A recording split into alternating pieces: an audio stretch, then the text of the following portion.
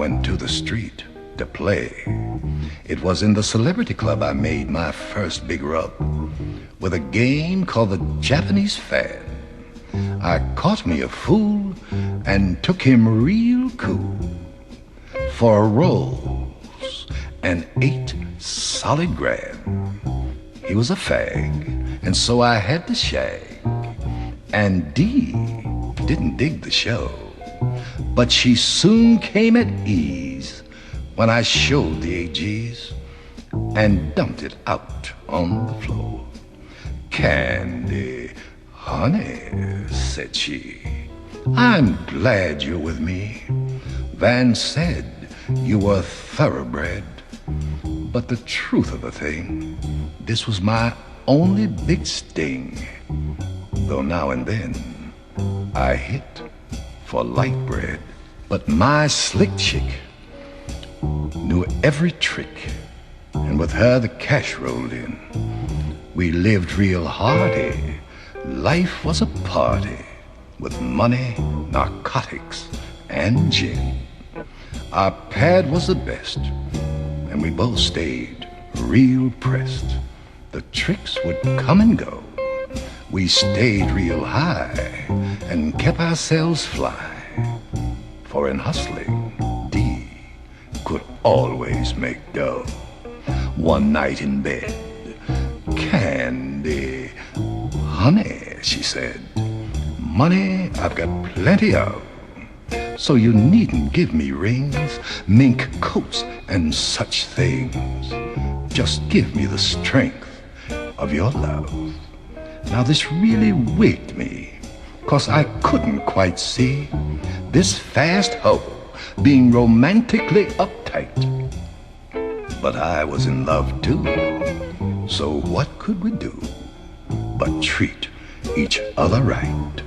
Then one night about 1, we were out having fun in a club called the Isle of Joy, when we met Dixie Fair, multi-millionaire and international playboy. "Look, fellow," said Fair, "who's that fine freak there, wearing that lovely red dress? I'll pay you a fee if you'll introduce her to me." I did, and Durealla did the rest. That night in bed, "Candy, honey," she said, "I know I can take Dixie's dough, but you'll have to lay for me real patiently down in sunny old Mexico. I don't want you round when I take off this clown and snare him into my den. Then I'll come back to you and always be true, and we'll never have to hustle again." I took my clothes off the hook, took out my bank book, and made love for the rest of the day. At 9 that night, I took off on my flight in a furious TWA. My stay wasn't bad. I had a boss pad, and there was plenty of fabulous hoes.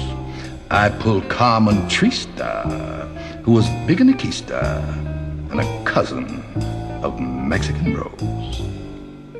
Though the climate was hot, there was plenty of pot, and the tequila was dynamite. I lay in the cut on Carmen's big butt and kept her on her knees all night.